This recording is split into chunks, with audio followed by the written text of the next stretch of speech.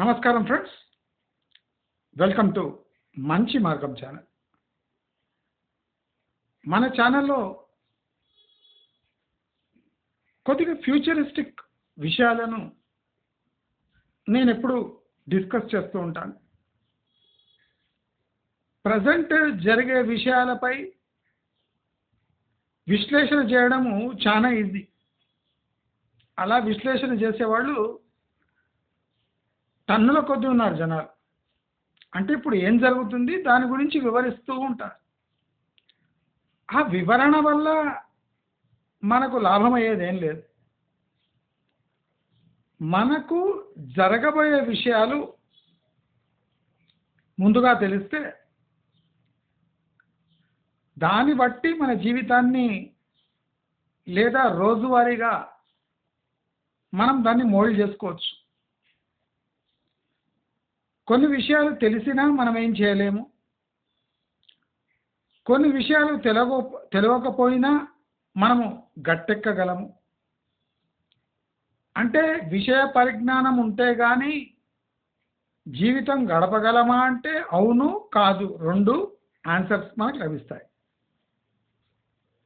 అయితే ఇప్పుడు భారతదేశంలో లేదా మన రాష్ట్రంలో జరిగే విషయాలు చాలా విచిత్రంగా ఉన్నాయి. దేశ స్థాయిలో జరిగే విషయాలు మనము ఊహించినా మనం అనుకున్నా అవి మనకు డైరెక్ట్గా ఎఫెక్ట్ కావు కనుక మనం కొద్దిగా నిశ్చింతగా ఉండొచ్చు. కానీ మన రాష్ట్రంలో జరిగే అవి కొంత మటుకు మనతో సంబంధం కలిగి ఉంటాయి. మన ఛానల్లో రియల్ ఎస్టేట్ గురించి చాలా ప్రాక్టికల్గా ఎప్పుడూ డిస్కస్ చేసుకుంటూ ఉంటాం. నేను ప్రాక్టికల్ రియల్ ఎస్టేట్కి వ్యతిరేకిని కాను, కానీ వినియోగదారుడిని మభ్యపెట్టి మోసం చేస్తే మటుకు నేను ఒప్పుకునేది లేనే లేదు. ప్రతి ఒక్కరికి బిజినెస్ నడిపించే హక్కు ఉంది, బిజినెస్ చేసే హక్కు ఉంది, కానీ మోసం చేసే హక్కు ఎవ్వరికీ లేదు. ఈ మోసం మీరు గత్యంతరం లేక చేస్తారో లేదా తెలిసి చేస్తారో అది నాకు ముఖ్యం కాదు. మోసం జరుగుతుందా లేదా ఇంతవరకే నాకు సంబంధం.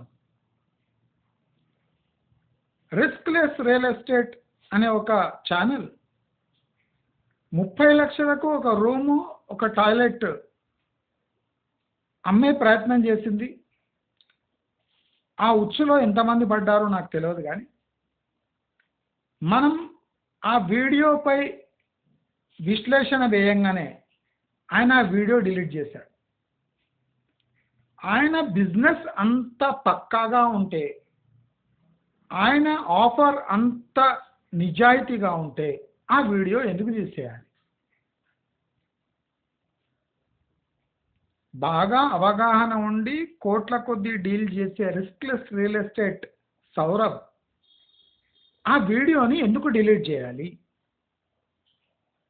నేను చెప్పింది తప్పే అయితే నాతో వాదించి ఆ వీడియోని గెలిపించుకోవాలి, ఆ ప్రాజెక్ట్ని గెలిపించుకోవాలి. ఆ ప్రాజెక్ట్ ఎంత వీక్ ఉంది చూడండి. నేను రిస్క్లెస్ రియల్ ఎస్టేట్పై 30 lakhsకి 1 రూము ఒక స్టూడియో ఫ్లాట్ ఆఫర్ని నేను మామూలు బేసిక్గా విశ్లేషించాను. ఆ దెబ్బకే ఆ వీడియో తీసేసాను. అంటే అందితే జుట్టు లేకపోతే కాలు. రియల్ ఎస్టేట్లో మోసాలకు అంతే లేదు. మనం అందుకోసము నేను చెప్పే క్యాలిక్యులేషన్స్ నేను ఇవన్నీ బేసిక్ క్యాలిక్యులేషన్ చెప్తున్నా. చాలా లోతుగా పోయి క్యాలిక్యులేట్ చేస్తే అసలు రియల్ ఎస్టేట్ ముట్టుకోవాలంటేనే అసహ్యం వేస్తుంది. నేను ఒకటే విజ్ఞప్తి చేసేది, ప్రతి ఒక్క ప్రాజెక్టుకు ప్రాఫిటబిలిటీ షుడ్ బి రీజనబుల్. అంటే ఇంత కష్టకాలంలో ప్రతి ఒక్కరూ రీజనబుల్గానే ఉండాలి.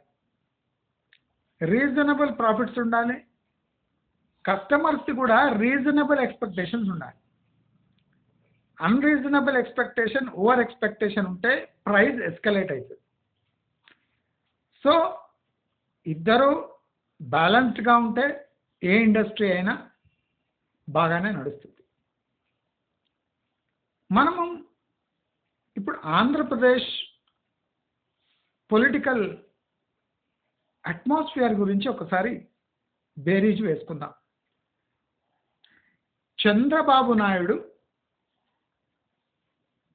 ఇక ఉచిత పథకాలు నా చేత కాదు అని ఒప్పేసుకుంటున్నారు. ఈ ఒప్పేసుకోవడము రెండో నెలనే ఒప్పుకోవచ్చు కదా, మూడో నెలనే ఒప్పుకోవచ్చు కదా, ఇంత టైం తీసుకొని ఎందుకు ఒప్పుకున్నాడు? పవర్లో రావడానికి అబద్ధాలు ఆడతారు, యాక్సెప్టెడ్. అబద్ధాలు మరిచిపోయే అబద్ధాలు అయితే సరిపోతుంది. మరువలేని అబద్ధాలు. ఇప్పుడు problem with Chandrababu Naidu is he will be definitely compared with his counterpart in Telangana, that is Revanth Reddy. Revanth Reddy చచ్చి చెడి తన మాటను నిలబెట్టుకుంటున్నాడు అంటే ఇది చంద్రబాబు నాయుడుకి బ్యాడ్ న్యూస్. అంటే రేవంత్ రెడ్డి ఆ హామీలు ఎలా పూర్తి చేస్తున్నాడు అని పక్కన పెడితే చేస్తున్నాడా లేదా, బ్లాక్ అండ్ వైట్. హామీలు బ్లాక్ అండ్ వైట్గా ఉంటాయి, దానికి షేడ్స్ ఉండవు. ఇస్తావా చస్తావా, చేస్తావా లేదా, ఇట్లా బ్లాక్ అండ్ వైట్స్ ఉంటాయి. ఇప్పుడు మనము హామీ అంటే వైట్, హామీ అంటే వైట్. లేదు నేను ఈ చెడును తొలగిస్తా, బ్లాక్.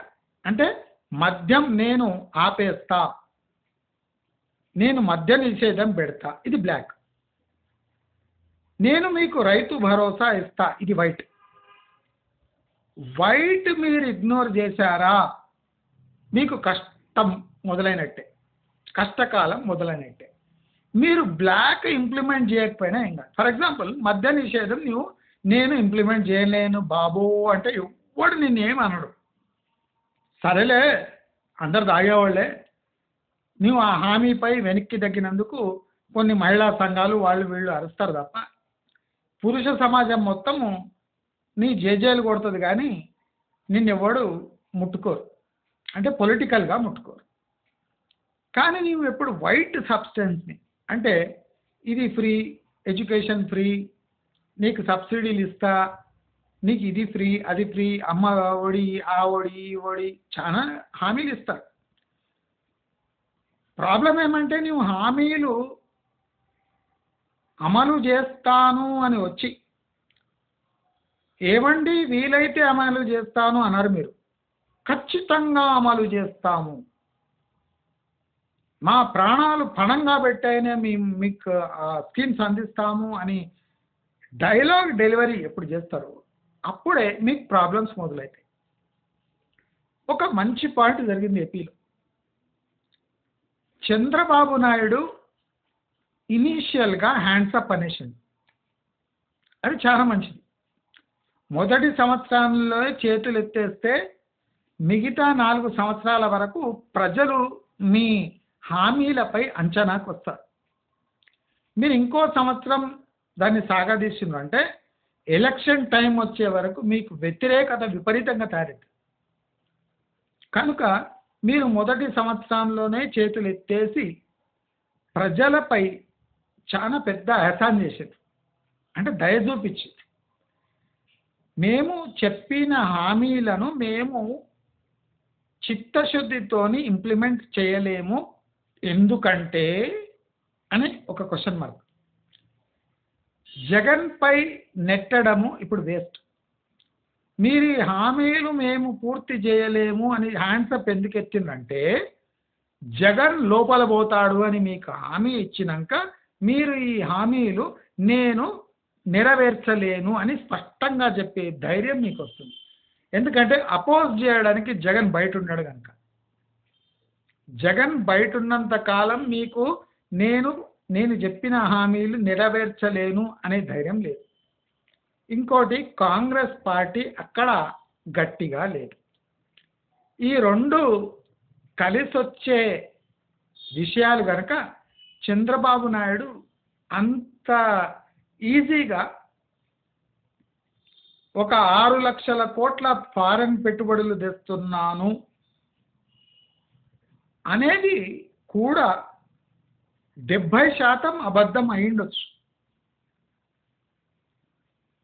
6 లక్షల కోట్లలో ప్రాక్టికలీ ఎంప్లాయ్మెంట్ ఇచ్చే ఇండస్ట్రీస్ ఏమి అని అక్కడున్న ఏ సన్నాసి అడగలే journalist. Power, solar power, green energy, hydrogen power, దీనికి ఎంప్లాయ్మెంట్ ఏం క్రియేట్ అవుతుంది?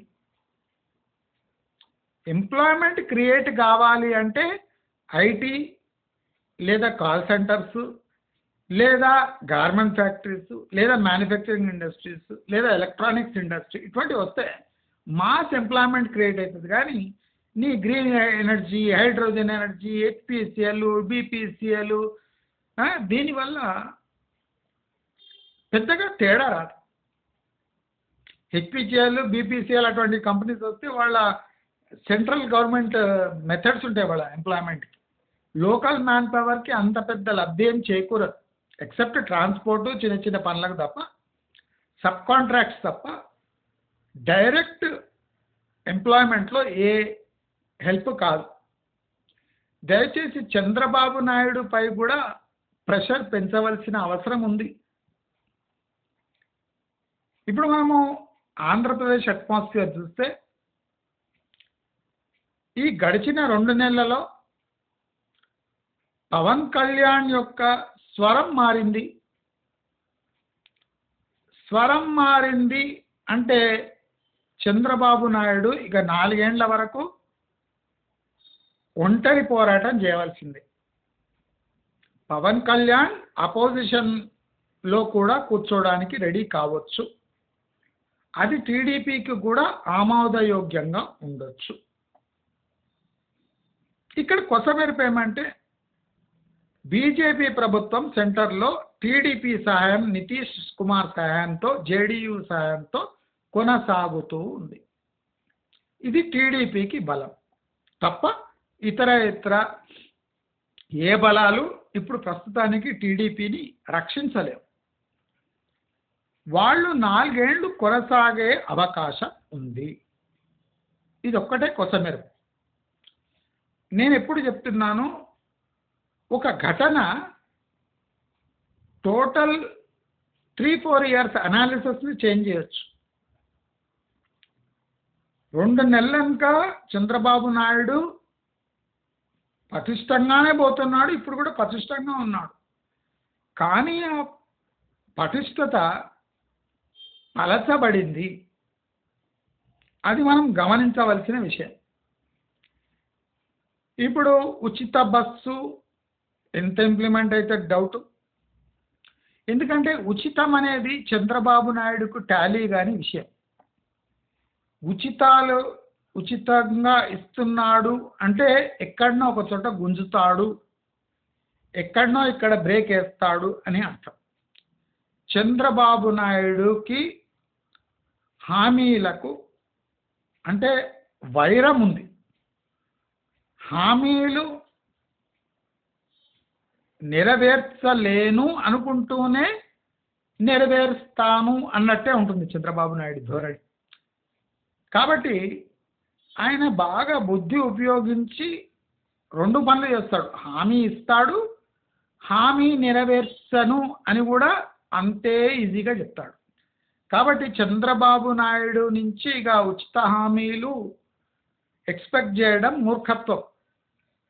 మరి ఆయన ఏపీకి డ్యామేజ్ చేస్తాడా అంటే ఏపీని డ్యామేజ్ చేయడానికి రాలేదు, మంచి ట్రాక్లో పెట్టడానికి వచ్చాడు. ఏమంటే హామీలు నెరవేర్చకపోవచ్చు అనే ఒక డౌట్ తప్ప వేరే డౌట్లు ఏం లేవు. మరి ఇటు తెలంగాణ వైపు వస్తే రేవంత్ రెడ్డి ఖచ్చితంగా తన హామీలు నెరవేర్తాను అని ధైర్యంగా చెప్తున్నాడు. మళ్ళీ చంద్రబాబు నాయుడు హామీలకు రేవంత్ రెడ్డి హామీలకు ఉన్న వ్యత్యాసం ఏముంది మనం ఆలోచిస్తే, దావోస్లోనే ఒక సిగ్గులేని విషయం రేవంత్ రెడ్డి ఒప్పుకున్నాడు. మా పరిస్థితి ఎట్లున్నా, తెలంగాణ పరిస్థితి ఎట్లున్నా, నా హామీల పరిస్థితి ఎట్లున్నా, నేను అన్ని హామీలు ఇస్తున్నా, రైతులకు ఇది ఫ్రీ అది ఫ్రీ అది డావోస్కి పోయి రైతులకు అన్ని సబ్సిడీల గురించి మాట్లాడాడు. అది రేవంత్ రెడ్డికి అవగాహన లేని విషయం, ఎవరు చెప్పని కూడా లేదు. సబ్సిడీల గురించి గ్లోబల్ సమిట్స్లో మాట్లాడద్దు, ఎంత దూరం ఉంటే అంత మంచిది. అది తెలియక రేవంత్ రెడ్డి నేను ఫార్మర్స్కి ఆదుకుంటున్నా, సబ్సిడీలు ఇస్తున్నా. సబ్సిడీ అనేది ఇన్వెస్టర్స్ని దూరం చేస్తుంది. అంటే ప్రజాహితం, ప్రజలకు సబ్సిడీలు పంచే గవర్నమెంట్లో ఎవ్వరు ఇన్వెస్ట్ చేయడానికి ఇష్టపడరు. ఎక్కడో అక్కడ వీళ్ళు లొంగుబాటుకు గురవుతారు. వీళ్ళు అన్నీ ఉచితంగా పంచడానికే, పవర్లో ఉండడమే వీళ్ళకి ముఖ్యమని ఎప్పుడో ఇన్వెస్టర్ తెలుసుకున్నాడో అప్పుడు నువ్వు సింగిల్ విండో కాదు, చిన్న ఒక్క విండో కాదు, సగం విండో పెట్టినా ఎవడు రాడు. ఇది రేవంత్ రెడ్డికి తెలియని విషయం, రేవంత్ రెడ్డి తెలుసుకోవాల్సిన విషయం. అయితే రేవంత్ రెడ్డి ఒకటి సిగ్గు లేకుండా ఒప్పుకున్నాడు. ఏమన్నాడు? చంద్రబాబు నాయుడు దగ్గర లేనిది నా దగ్గర ఉన్నది హైదరాబాదు అన్నాడు.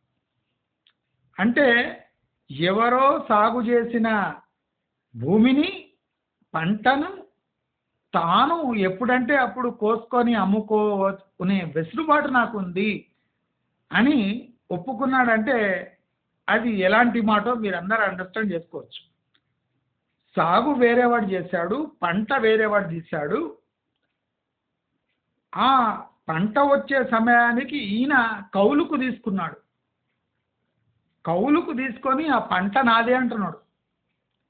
అంటే కౌలుకు నువ్వు పంట బండి వచ్చే వరకు తీసుకున్నావు, కానీ ఏ కండిషన్స్లో ఆ పంటకు వచ్చిన అంటే కోతకు వచ్చిన పంట నీకు ఎవడిచ్చాడు, ఎందుకు ఇచ్చాడు, ఇవి కూడా ముఖ్యం కదా. నీకు కోతకు వచ్చిన పంట నీకు లీజుకి ఇచ్చాడు అంటే ఎన్నో కష్టాలు ఉంటాయి కాబట్టి కోతకు వచ్చిన పంట నీకు ఇచ్చింటాడు.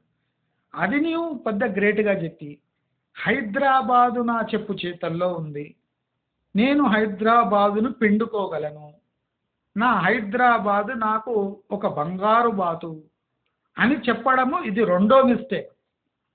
అంటే నీవు ఎటువంటి అప్పులు చేసినా నీవు హైదరాబాదును పిండుకునే సామర్థ్యము నీకు, అంటే నీలో ఆ దుర్బుద్ధి ఉంది అనుకుంటారు తప్ప నీవు ఒక పెద్ద గ్రేట్ అచీవరు, హైదరాబాదు నీ చేతిలో ఉంది, నీవు హైదరాబాదు నిర్మించావు అని ఇవ్వడను.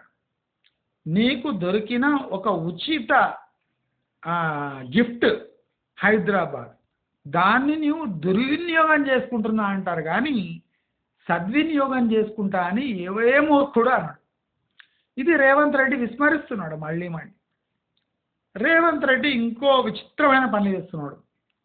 టూరిజం డెవలప్మెంట్ అనే ఒక నినాదాన్ని ఎత్తుకున్నాడు. ఎవరు చెప్పినో ఆయనకి సజెషన్, కానీ తెలంగాణ టూరిజానికి పనికిరాదు.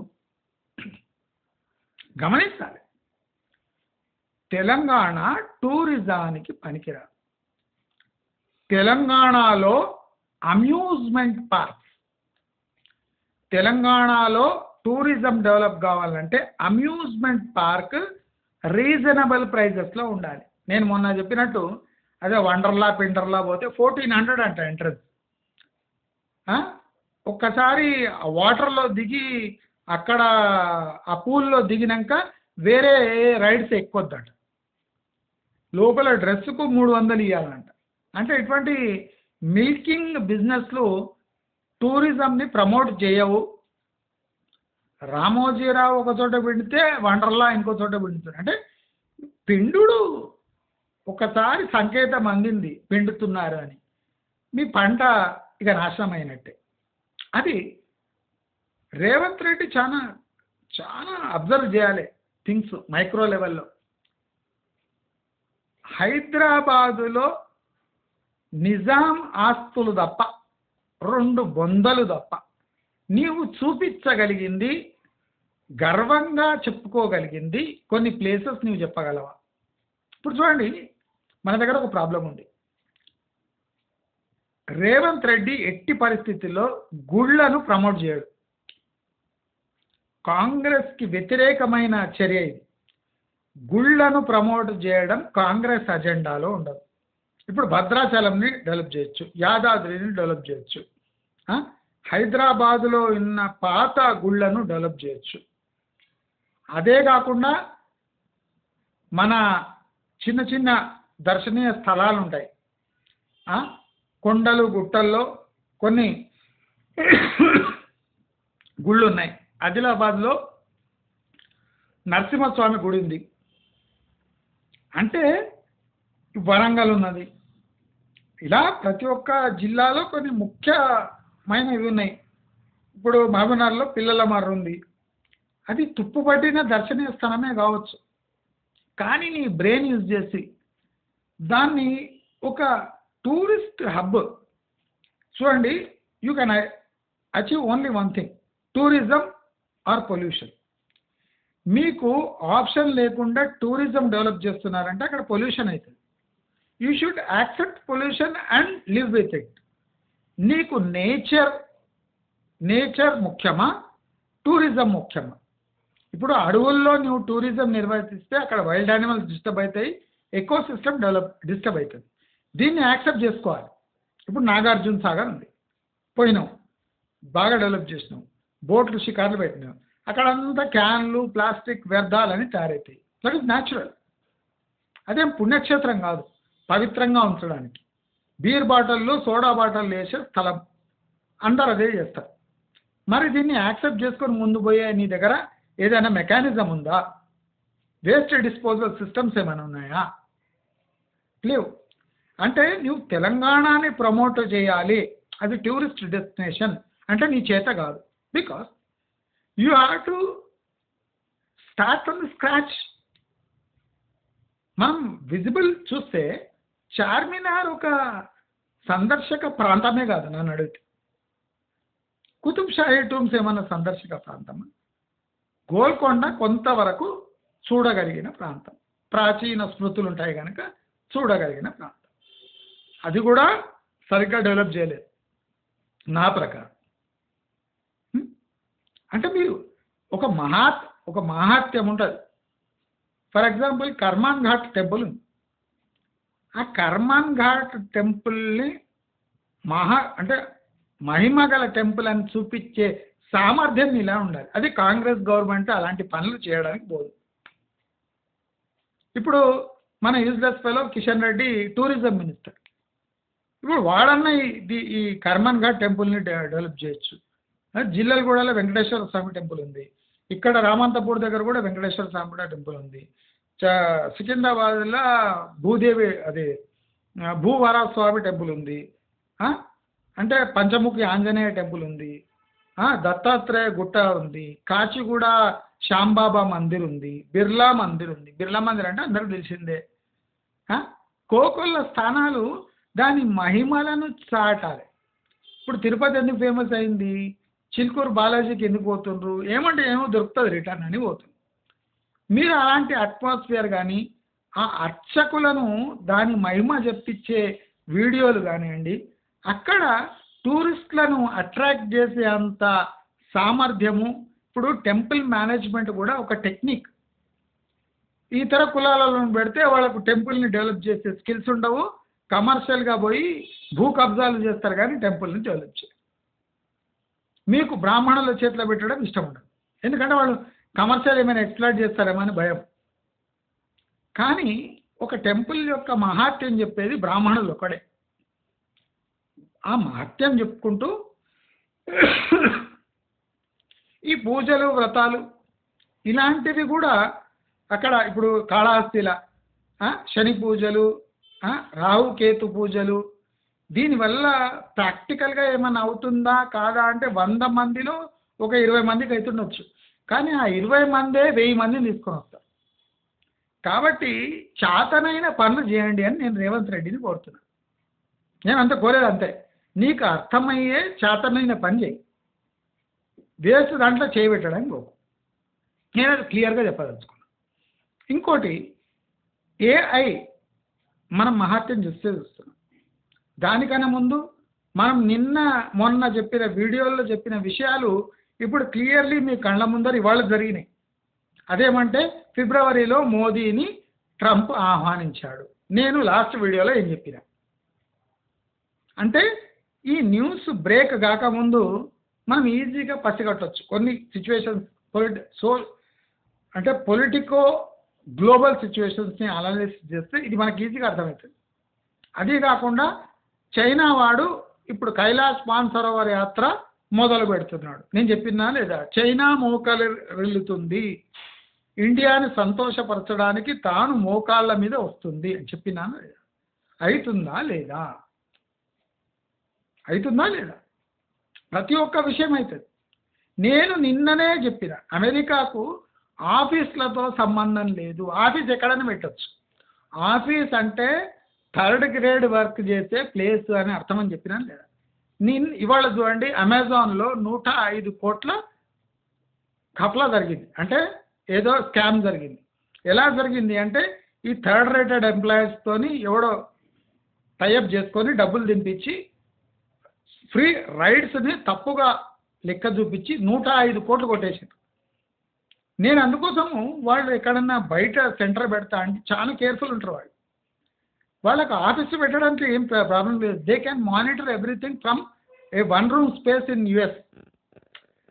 టెక్నాలజీ ఎప్పటివరకు వాళ్ళ కంట్రోల్లో ఉంటుందో, సోర్స్ కోడ్స్ ఇవన్నీ కంట్రోల్లో ఉంటాయో, వాళ్ళకు గ్లోబల్ సెంటర్స్ ఎక్కడైనా పెట్టచ్చు, వర్కింగ్ సెంటర్స్.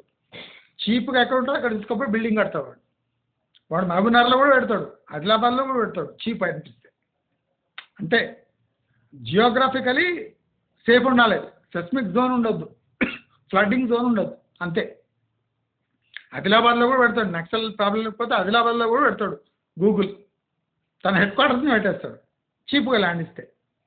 వాటర్ రిసోర్సెస్ ఉన్నాయి, చీప్గా ల్యాండ్, నో పొల్యూషన్ అంటే తీసుకపోయి ఆదిలాబాద్ సెంటర్లో పెట్టేస్తాడు.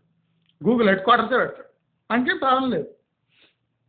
వానికి చీప్ లేబరు, మంచి క్లైమేటు, కాస్మోపాలిటన్ అట్మాస్ఫియర్ కావాలి, అంతే. గూగుల్ ఒకసారి అక్కడ వచ్చిందంటే ఆదిలాబాద్ మొత్తం డెవలప్ అవుతుంది. అది నేను నిన్న చెప్పిన విషయాలు ఇవాళే జరిగిపోతున్నాయి. అంటే నేను చక్కలు గుర్తుకుంటలేదు, ఇది మామూలుగా అర్థం చేసుకోవచ్చు, అది నేను చెప్పేది. అది కాకుండా ఏఐ చూడండి, ఏఐ ప్రమాదకరమని నేను ఎప్పటి నుంచో చెప్తున్నా. ఇప్పుడు డీప్ సీక్, ఈ చైనా డెవలప్ చేసిన ఏఐ చాట్‌జీపీటీని దాటిపోయింది డౌన్లోడ్స్లో దాటిపోగానే ఈ ఏఐ టెక్నాలజీలో ఇన్వెస్ట్ చేసిన వాళ్ళ షేర్స్ మొత్తం పడిపోయినాయి. అంటే sensitive, AI for sensitive then what we are thinking. అయితే నేను ఎందుకు ఏం చెప్తున్నా, నేను ఫస్ట్ నుంచి ఏం చెప్తున్నా, ఏఐ సిటీ, ఏఐ హబ్, ఇదంతా మనకు చేతగాని విషయాలు రా సన్నాసులారా. మీకు బేసిక్ సాఫ్ట్వేర్ అంటేనే ఏం తెలియదు. ఏఐ నేను సిటీ పెడతా, ఏఐ హబ్ పెడతా, ఎక్కడ ఏఐ ఉంటుందో అక్కడ నాశనం ఖాయం. జస్ట్ డీప్ సీక్ ఏఐలో అది డౌన్లోడ్స్ ఎక్కువైతున్నాయి అనగానే టోటల్ స్టాక్ మార్కెట్ పడిపోతుంది. ఏం పడిపోతుంది? టెక్ మార్కెట్ పడిపోతుంది. ఎందుకు పడుతుంది?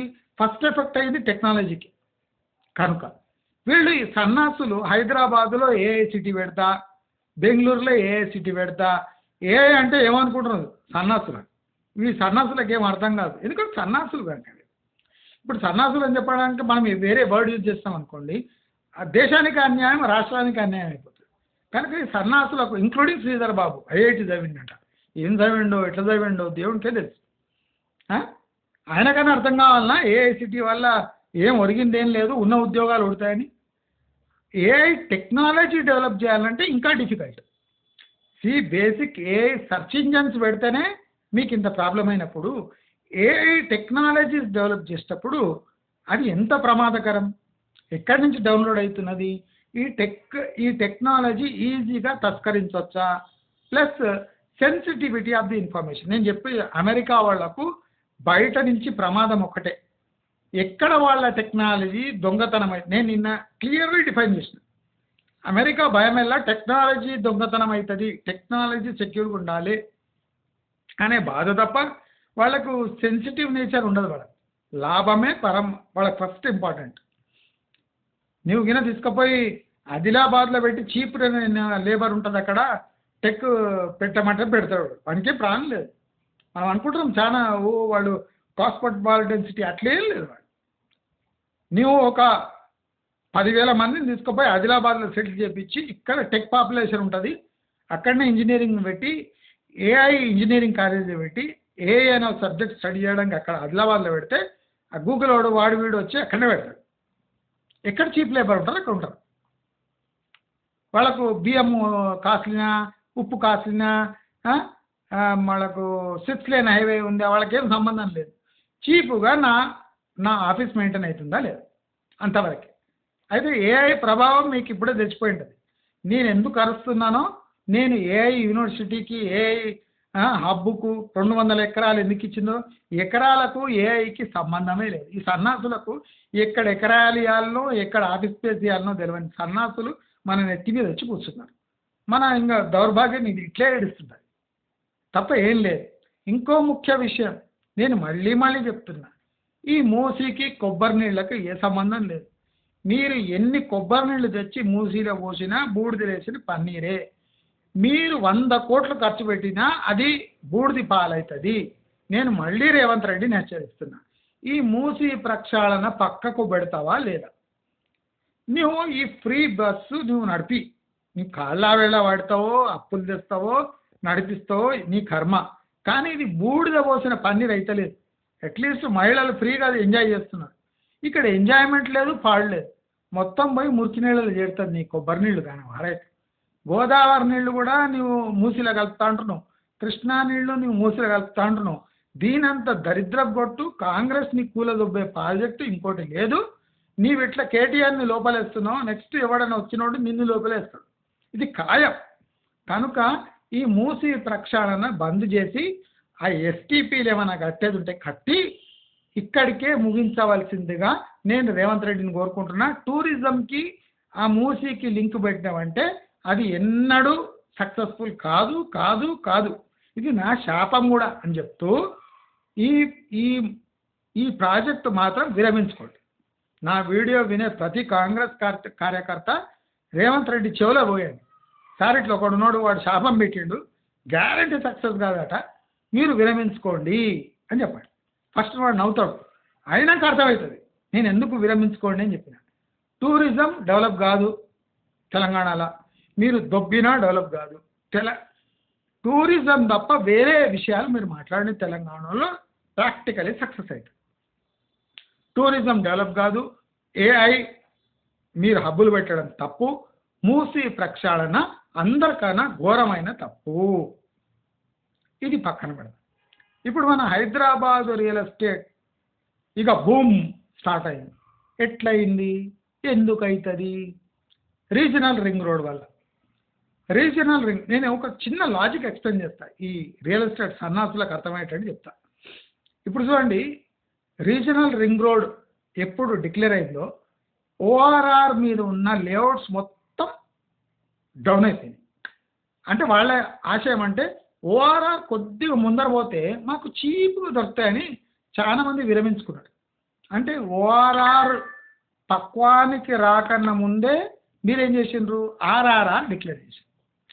ఇప్పుడు రియల్ ఎస్టేట్లో మునిగి తేలిన మనిషి ఇంత సెన్సిటివ్ దీన్ని అంటే పట్టించుకోకుండా ట్రిపుల్ ఆర్ కోసం తొందర పడకుండా ఉండేసింది. అప్పుడు ఆర్గానిక్గా ఓఆర్ఆర్ నుంచి మీరు అనుకునే RRR వరకు స్మూత్గా హైదరాబాద్ విస్తరిస్తుండే. మీరు ఒక పెద్ద మిస్టేక్ చేశారు, RRR డిక్లేర్ చేయడం. అది బీఆర్ఎస్ హయాంలోనే RRR was a blunder. RRR declare చేయంగానే ఓఆర్ఆర్ చుట్టూ ఒక పల్సగా క్లైమేట్ అయిపోయింది. అంటే ఓఆర్ఆర్ దాటి కొద్దిగా ఒక 3 కిలోమీటర్ పోయినాం అనుకో, ఆర్ఆర్ఆర్ దిక్కు కొద్దిగా చీప్ అవుతుంది. ఒక 5 కిలోమీటర్ పోయినాం అనుకో ఇంకా చీప్లు వస్తాయి. ఇంకో 7, 8, 10 కిలోమీటర్ పోయినాం అనుకో ఇంకా చీప్ అవుతుంది. అంటే మనిషికి ఆప్షన్ దొరికింది. ఇంకో పెద్ద బ్లండర్ చేసిండ్రు దీని మధ్యలోనే రేవంత్ రెడ్డి చేసిన బ్లండర్, హెచ్ఎండిఏ విస్తరణ అప్ టు ఆర్ఆర్ఆర్. ఇది biggest blunder of the century by Congress government led by Revanth Reddy. HMDA పరిధి విస్తరిస్తుంది అంటే మీరేమనుకున్నారు, భూమి వస్తుంది అనుకున్నారు. మీరు చూడండి ఇప్పుడు మొత్తం ఏరియాలంతా చిన్న భిన్నం అయిపోతాయి. అసలు హెచ్ఎండిఏ లిమిట్లో ఉండి ఈ ఫెసిలిటీస్ లేవు, హెచ్ఎండిఏ లిమిట్లో ఉండి రోడ్లు లేవు, హెచ్ఎండిఏ లిమిట్లో ఉండి యాక్సెసిబిలిటీ లేవు. అంటే హెచ్ఎండిఏ లిమిట్ పెంచడం వల్ల అది నువ్వు స్క్రీన్లో పెంచవచ్చు, మ్యాప్లో పెంచవచ్చు, కానీ ఆన్ గ్రౌండ్ రిసోర్సెస్ ఎక్కడున్నాయి, ఫెసిలిటీస్ ఎక్కడున్నాయి, ఫెసిలిటీస్తోనే నీకు హెచ్ఎండిఏకి పరువు మిగులుతుంది. నీవు అడవిలాగా పెట్టుకొని దాన్ని హెచ్ఎండిఏ లిమిట్ అనగానే నీకు అందరూ పన్ను కట్టి అక్కడ ప్లాట్లు వేసుకొని ఎవ్వడు ఉండడు. అంటే ఇలాంటి సింపుల్ థింగ్స్ కూడా అండర్స్టాండ్ చేసుకొని సన్నాసులు రియల్ ఎస్టేట్లో మునిగి తేరినట వీళ్ళంతా. ఇంకో నేను మ్యాజిక్ చెప్తా, RRR చేసిండ్రు అదొక పెద్ద బ్లండర్, అది suicidal for Hyderabad real estate. రెండో బ్లండర్, రింగ్ రోడ్ చుట్టూ రైల్ వేస్తుంది. ఇప్పుడు చూడండి యాక్సెసిబిలిటీ ఎక్కడ ఉంటుందో అక్కడ ఈజీగా మనం పోయి రావచ్చు. అంటే ప్రజలు చీపర్ ల్యాండ్ కోసం ఆ ట్రాన్స్పోర్ట్ని యూజ్ చేసుకుంటారు. అంటే మనము ఆర్ఆర్ఆర్పై ట్రైన్ ఎక్కినామంటే 10 మినిట్స్లో మనం 30 కిలోమీటర్స్ వెళ్ళిపోవచ్చు. అంటే 10 మినిట్స్లో 30 కిలోమీటర్స్ పోయినప్పుడు నేను ఇక్కడ కాస్ట్లీ ల్యాండ్ ఈ ఓఆర్ఆర్పై ఎందుకు కొనాలి అని డౌట్ వస్తుంది. ప్రజలు ఇప్పుడు నెక్స్ట్ మెట్రోస్ ఆర్ఆర్ఆర్ పై ఉన్న మెట్రో స్టేషన్స్ ఉంటాయి కదా, దాని దగ్గర కొనడానికి ట్రై చేస్తాను. అంటే ఓఆర్ఆర్కు ఉన్న ప్రాముఖ్యత పూర్తిగా పలసపడుతుంది. బేసిక్ లాజిక్, మీరు ఏ ట్రాన్స్పోర్ట్ ప్రొవైడ్ చేసే ముందు అక్కడ ఏరియాకు పక్వా అనేటట్టు చేయండి. ఫస్ట్ డిమాండ్ క్రియేట్ చేయండి, ఇండస్ట్రీస్ చేయండి, అక్కడ అగ్రిబేస్డ్ ఇండస్ట్రీస్ చేయండి, అక్కడ పాపులేట్ చేయండి. పాపులేట్ చేసినాక అక్కడ ట్రాన్స్పోర్ట్ వేస్తే అక్కడ ఆర్గానిక్ గ్రోత్ వస్తుంది. ఇప్పుడు వీళ్ళు చేసిన బ్లండర్స్ ఏమంటే ఓఆర్ఆర్ పక్వానికి రాకముందే ఆర్ఆర్ఆర్ ప్రకటించడం, ఆర్ఆర్ఆర్ ఇంకా ఊహకు అందక ముందే హెచ్ఎండిఏ ప్రకటించడం, హెచ్ఎండిఏ ఇంకా తేరుకోక ముందే ఆర్ఆర్ఆర్ చుట్టూ రైల్ అని ఊహాగానాలు అనుకోవడం. అది తప్ప అది ఇక్కడనే ఇట్లా ప్రాబ్లమ్స్ ఉన్నాయంటే ఇప్పుడు బెంగళూరు హైవేని బైపాస్ చేసుకుంటే అంటే పక్క నుంచి ఒక ఎక్స్ప్రెస్ వే టు బెంగళూరు, ఈ ఎక్స్ప్రెస్ వే రాగానే టోటల్ బెంగళూరు హైవే ప్రాముఖ్యత పడిపోయింది. అంటే షాద్ నగర్ పూర్తి గుండు. అంటే బేసిక్స్ అవి. హెచ్ఎండిఏ ప్రణాళిక 2050 అట. 50 అవసరం లేదురా, నా దగ్గర రండి, ఆ మ్యాప్ తీసుకొని రండి, మీకు ఎక్స్ప్లెయిన్ చేస్తా. నాకు రియల్ ఎస్టేట్కి సంబంధం లేదురా, ఒక గజం భూమి లేదు నాకు. నేను ఇంత క్లియర్గా కాన్ఫిడెంట్గా చెప్తున్నా, అందరు రియల్ ఎస్టేట్ వాళ్ళు నాది ఫాలో అవ్వండి, బతికి పడతారు. ఈ గవర్నమెంట్ చెప్పినట్టు 4th city, RRR, RRR, ORR, HMDA, ring మీద రింగు, బొంగు మీద బొంగు అంటే మీకు బొంగులా కలిసిపోతారు. ఇది ఖచ్చితం. నేను ఎంత ముద్దుగా స్పష్టంగా డౌట్ లేకుండా ఎవ్వడు ఇప్పుడు నా దగ్గర ఒక కమిషనర్ వచ్చినా కమిషనర్కి కుండ బద్దలు కొట్టి చెప్తా. ఇన్నాడా వాడు చదువుకున్నట్టు, వినలేదా వాడు దద్దమ్మ అని అంటాం. నేను క్లియర్గా చెప్తున్నా, ఎవరికైనా అడ్వైజ్ చేయడానికి నేను రెడీ. రియల్ ఎస్టేట్ కానివ్వండి, గవర్నమెంట్ కానివ్వండి, ఎవరైనా నేను లాజికలీ ప్రూవ్ చేస్తా. నువ్వు కొబ్బరి నీళ్ళు మూసిలేస్తే మూసి నీళ్ళే అవుతాయి, కొబ్బరి నీళ్ళు ఉండవు. హెచ్ఎండిఏ నేను ప్రూవ్ చేస్తా, ఆర్ఆర్ఆర్ ప్రూవ్ చేస్తా, రింగు మీద రింగ్ రైల్ ప్రూవ్ చేస్తా, ఎక్స్ప్రెస్ వే ప్రూవ్ చేస్తా. ఏదైనా నేను స్పష్టంగా లాజికలీ ప్రూవ్ చేయగలను. ఎవరికైనా దమ్ము ఉంటే నాకు ఛాలెంజ్ విసిరండి, నన్ను ఒక ఫోరంలో పిలవండి, కుండ బద్దలు కొట్టినట్టు కామ్ అయినాలే, గడబడి చేయొద్దు. లాజిక్ ఎప్పుడు చంప మీద కొట్టినట్టు ఉంటుంది. చంప మీద మీరు కొట్టించుకోవడానికి రెడీగా ఉన్నారంటే నన్ను పిలిస్తే నేను మీ చంప వాయించిపోతా. గుర్తుండేటట్టు ఉండాలి. ఎందుకంటే ఇది మా మీద పరస్పర సమస్య కాదు, రాష్ట్ర సమస్య, రాష్ట్ర నిధుల యొక్క సమస్య, రాష్ట్ర భవిష్యత్తు యొక్క సమస్య. ఇలాంటి సమస్య వచ్చినప్పుడు లాజికల్గా ఉండాలి, కానీ మ్యాజిక్లను నమ్మొద్దు. ప్రజానికం అంతా లాజిక్ని నమ్మకుండా మ్యాజిక్ని నమ్మండి. మ్యాజిక్ని నేను కూడా ఎట్లా అయిపోయాను, మ్యాజిక్ని నమ్మకుండా లాజిక్ని నమ్మండి. చూసిందా, మాటల్లో మ్యాజిక్కే మంచిగా అనిపిస్తుంది మనకు కూడా, నాకు కూడా. సో మ్యాజిక్ని నమ్మకుండా లాజిక్ని నమ్మండి. మీ బ్రతుకులను కొద్దిగా ప్రాక్టికల్ చేసుకోండి. ఏఐ అంటే ఏమీ తెలుసుకోండి. ఇప్పుడు అంగుటా చాప్ రియల్ ఎస్టేట్ వాళ్ళు కూడా వస్తుందట. మీకు ఏ అంటే ఏం తెలుసు? ఏ వల్ల కుప్పకూలింది అనగా నాగేశ్వర్ వస్తాడు, ఇవాళ చూసారా ఏ వల్ల, డీప్ సీక్ వల్ల, చాట్ జీపీటీ కన్నా డీప్ సీక్ డౌన్లోడ్స్ ఎక్కువయ్యాయట. ఇప్పుడు నాగేశ్వరరావు ఏఐ ఎంత యూజ్ చేస్తాడు? డీప్ సీక్ అంటే వాడు ఎట్లా డెవలప్ చేసి ఉంటాడు? చైనీస్ మేజర్ వాడు. దాంట్లో చైనీస్ గవర్నమెంట్ హస్తం ఉందా? ఇవన్నీ క్లియర్ కావాలి. ఇంకా వాళ్ళు తేరుకోలేదు ఇంకా దెబ్బకు.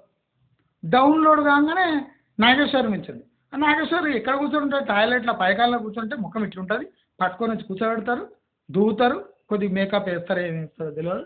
చేయగానే స్టార్ట్ అయిపోండి సార్, మీరు రెచ్చిపోండి మొత్తం చూస్తారు. మీకంటే ఈ వల్ల జరిగే ప్రమాదాలు ఎక్కువ అంటాడో ఊరుకుంటాడో చూసారా ఏ వల్ల స్టాక్ మార్కెట్ కుప్పకూలింది అంటాడు. ఆయనకి ఎక్కడో ఉంటుంది స్టాక్ మార్కెట్ మీద. ఇంకా లాస్ట్కి స్టాక్ మార్కెట్ కుప్పకూలంగానే వచ్చి కూర్చుంటాడు, వాగుతూనే ఉంటాడు. దయచేసి ఇలాంటి మేధావుల దగ్గర మీరు కొద్దిగా దూరంగా ఉండండి ప్లీజ్. ఇప్పుడు గద్దర్కి పద్మభూషణ్ పద్మశ్రీ ఇవ్వాలట. గద్దర్ పాట విప్లవాత్మకమైన పాట. గద్దర్కి ఏ గవర్నమెంట్కి ఆయనకు కండపుష్టి ఉండే వరకు ఏం కాలే, మొత్తం ఎర్రజెండాలే. కానీ మీరు లాస్ట్ 10-15 years ఆఫ్ గద్దర్ చూడండి, వాళ్ళ పిల్లలు యుఎస్కి పోయి వచ్చారు. ఆయన బాగానే సంపాదించుకున్నాడు. ఆ గింగడి గోచి చూడకండి, బాగానే సంపాదించుకున్నాడు. ఆయన ఒక టైంలో బీజేపీ వైపు కూడా చూశారు. ఆ సమతామూర్తి విగ్రహం దగ్గర పోయి సమతామూర్తి పాటలు పాడిందంటే బీజేపీ ఏదో అనుకున్నాడు. కానీ సడన్గా కాంగ్రెస్ వైపు తిరిగిండు. కాంగ్రెస్ వాళ్ళు హక్కున చేర్చుకున్నాడు. అసలు వాళ్ళకే తెలియదు గద్దర్ని ఎందుకు తమ వైపు తిప్పుకున్నారు. అనవసరంగా గద్దర్ని మోయాల్సి వస్తుంది. గద్దర్కి నేను ఇయ్యను, మేము పద్మశ్రీ పద్మభూషణ్ ఏది ఇయ్యను అన్నారు. తప్పేముంది? గద్దరు అంటే యాంటీ డెమోక్రటిక్ ప్రొటెస్ట్లో నంబర్ 1 ఆయన. ఏమంటే విప్లవాత్మకమైన పాటలు పాడిండు, నిజాంని ఎట్లా వ్యతిరేకించిండో ఇండిపెండెంట్ ఇండియాను కూడా గవర్నమెంట్స్ని కూడా అలాగే వ్యతిరేకించాడు. విప్లవాత్మకమైన పాటలతో ఈ విప్లవం ఏమైనా సృష్టించిందా అంటే ఏం లేదు, ప్రాబ్లమ్స్ తప్ప విప్లవం ఏం సృష్టించలేదు. ఆయన విప్లవంలో అంతే దమ్ముంటుంటే ఇప్పుడు నక్సల్స్ అంతా పారిపోకుండా తెలంగాణ నుంచి. అంటే ఆ పాటలు వినడానికి, స్టెప్పులు వేయడానికి, గజ్జలు కట్టుకొని గొంగళ్ళు వేసుకొని స్టెప్పులు వేసి ఎర్రజెండి నీయలో అన్న పాట బాగుంటుంది, ట్యూన్ బాగుంటుంది. కానీ ప్రాక్టికల్గా ఇవాళ రేపు ఏఐ జమానాలో గద్దర్ పాటలు వింటే ఎవడైనా మారుతాడా? గూగుల్ క్యాంపస్ పక్కకు పోయి ఎర్రజెండి నీయలో ఎర్ర అంటే తెల్ల జెండా పెట్టి పంపిస్తారు. వానికి ఇన్ని 10,000 చేతిలో పెట్టి పోరానైనా అంటే ఇలాంటి క్రిటికల్ థింగ్స్ని కాంగ్రెస్ తన భుజాన్ని ఎత్తుకొని ఇప్పుడు గద్దర్ అంటే ఒక ప్రాబ్లమే. గద్దర్ పేరున ఫిలిం అవార్డు. గద్దర్కి ఫిలింకి ఏమైనా లింక్ ఉందా? పోనీ ట్రైబల్స్కి ఏమైనా అవార్డు ఇస్తున్నావు అంటే గద్దర్ పేరు పెట్టు. ఏదైనా చిన్న అంటే మన తెలంగాణలో నేపథ్యం ఉన్న గీతాలు ఉంటాయి కదా, చెంచు గీతాలు అట్లా చిన్న చిన్న పాటలు పాడేటోడు ఆర్టిస్ట్, అటువంటిది ఒక అవార్డు క్రియేట్ చేసి దానికి గదర్ పేరు పెట్టు. అది తీసుకుపోయి ఫిలిం ఇండస్ట్రీకి వానికి అర్హతనే లేదు. గద్దర్ అవార్డు తీసుకోవాలంటే చాలా మంది వ్యతిరేకించారు. ఇప్పుడు కాంగ్రెస్ గవర్నమెంట్ గద్దర్ని ఎందుకు మోసుకొని తిరుగుతుంది? దీనివల్ల కమ్యూనిస్ట్ పార్టీ వాళ్ళు ఏమన్నా బాధపడతారు? కమ్యూనిజం లేచిపోయింది, కమ్యూనిజం ఇస్ అవుట్. అనవసరంగా గద్దర్ని మోయడం కాంగ్రెస్ మూర్ఖత్వం అని చెప్తాను నేను. దయచేసి ఇలాంటి పాయింట్స్ మీరు అందరూ గమనించండి. నా వీడియో ద్వారా మీ అందరికీ హెచ్చరిస్తున్నా, బయట జరిగేది తెర వెనుక జరిగేది కాస్త విశ్లేషించి మీరు ముందుకు వెళ్తారని ఆశిస్తూ, మీకు ఈ వీడియో ఖచ్చితంగా నచ్చి ఉంటుంది. దయచేసి లైక్, షేర్, సబ్స్క్రైబ్ చేసుకోండి. అది కాకుండా మా ఛానల్కి మీరు ఆర్థిక సహాయం ఏదైనా చేయాలనుకుంటే తప్పక చేయొచ్చు. మీలో ఆ స్పందన ఉంటుందని, ఆ ఔదార్యం ఉంటుందని ఆశిస్తూ, భావిస్తూ, నమస్కారం.